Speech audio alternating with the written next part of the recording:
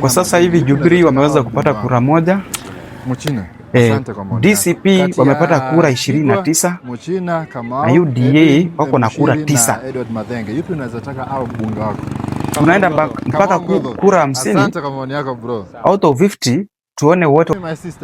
Bado DCP kama Ngombe ameweza anaendelea kuongoza, hako na kura 36.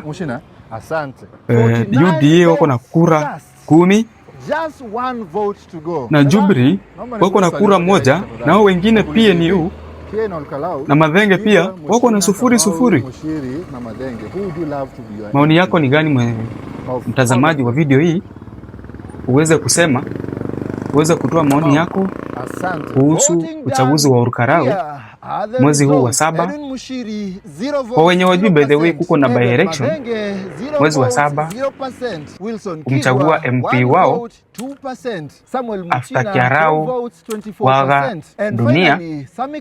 Wamesema ya kwamba wanamtaka kiongozi mwingine, na wanasema ni wa DCP ambacho ni chama kimeongozwa na aliyekuwa naibu wa rais Rigathi Gachagua